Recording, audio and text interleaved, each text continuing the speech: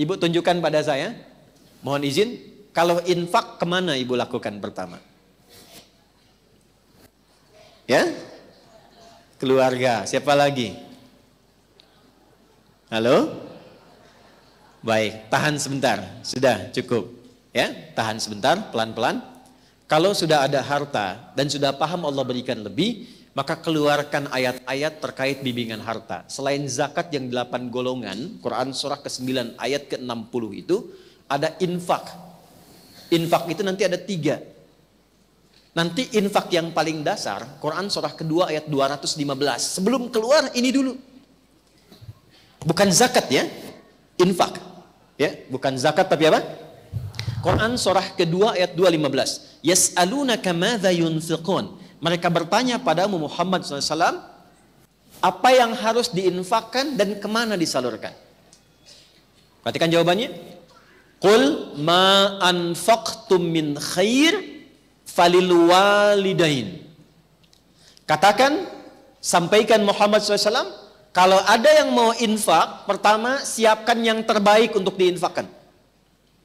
Siapkan yang kalau mau ngasih pakaian, pakaian yang baik. Ngasih makanan, makanan yang baik. Jangan makanan lihat pun sudah nggak enak diserahkan ke orang. Jelas? Ibu punya 100.000 yang bagus sekali, segar. Tak masih bunyi. Yang kedua, yang sudah layu, orang India bilang the kill of the kumel. Ya? Tiba-tiba mau infak, yang dikasih itu yang bagus, yang jelek. Oke? Nah, kaidah Quran mengatakan berikan yang bagus. Tapi poinnya bukan itu, kemana diberikan?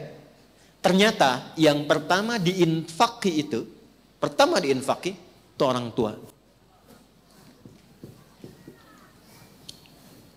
Orang tua tidak menerima zakat, ingat. Tidak dizakati. Sekalipun terlihat orang tua kesulitan dalam ekonomi, maka yang pertama ditanyakan pada diri kita, Anda anaknya kok bisa membiarkan demikian? Jangan pernah menyimpulkan dizakati. Ustaz, ayah saya boleh nggak dizakati? Kan fakir juga. Marah. Kenapa Anda anaknya membiarkan ayahnya fakir? Kenapa Anda biarkan ibu kesulitan? Sementara Allah titipkan pada Anda harta yang berlimpah. Kalau di surat Al-Ahqaf ayat 15 itu sindirannya tajam. Kamu merasa kaya, merasa hebat, merasa sukses. Padahal 70% dari saham kesuksesan itu adalah tangisan ibumu yang saat kamu masih kecil memohon kepada Allah di malam hari. Jangan jadikan anak saya seperti saya ya Allah. Tinggikan derajatnya, banyakin ilmunya, nyamankan tidurnya. Padahal bapakmu yang peluh keringatnya itu yang saat mencangkul di sawah. Serabutan bekerja. Sekarang kami simpulkan itu karena jasamu. Karena kerja kerasmu. Karena itulah ketika seseorang sukses, bahkan usia 40 tahun, itu langsung dibimbing oleh Allah supaya tidak lupa dengan bagian pertama ini. Doanya langsung di Quran surah ke-46 ayat 15. Rabbi auzi'ni an ashkura ni'mataka allati an'amta alayya wa ala walidayya. Itulah sebabnya kenapa orang tua diikutkan di situ. Orang tua sudah meninggal, tidak putus infak. Ini sebentar lagi mau kurban. Boleh berkurban. Ya, di atas namakan yang telah wafat boleh. Boleh. Ya. Dan itu sudah banyak hadisnya tentang itu. Kemudian misalnya, alhamdulillah saya punya uang 50.000. Apa yang paling mudah dilakukan? Beli mushaf misalnya. Kasih ke penghafal Quran. Niatkan kepada Allah untuk berbakti kepada kedua orang tua. Itu setiap dibacakan ngalir pahalanya. Jadi berbuat baik pada orang tua itu selalu cepat dijawab oleh Allah.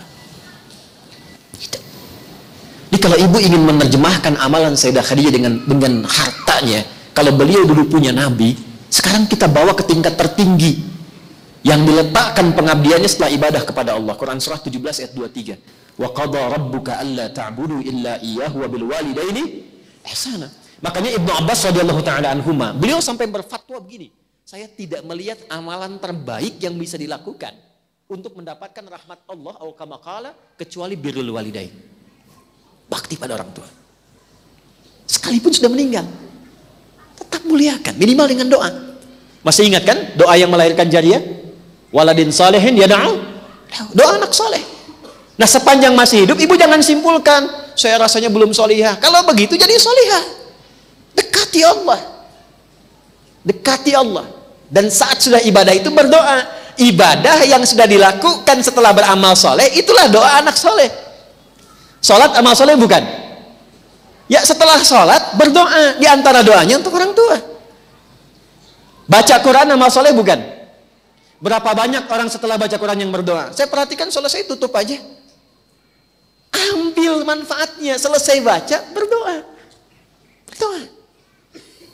Demikian saat berzakat, berinfak, berdoa di situ. Walidain wal aqrabin, kerabat dekat. Betapa bagus dan saya senang berinfak keluar sampai ke luar negeri, bagus.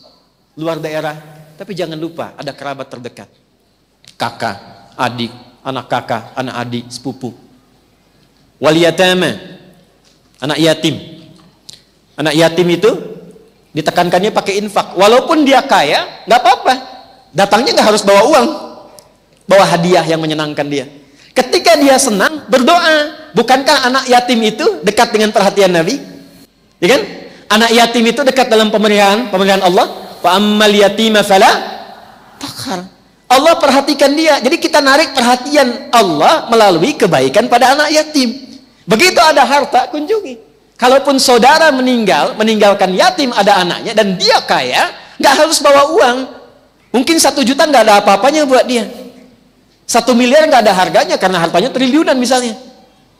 Tapi 1 mobil-mobilan mungkin berkesan tuh anak itu. Ketika dia merasa bahagia dan senang, Allah pun memberikan taufiknya dan datang kemuliaannya kepada keluarga itu.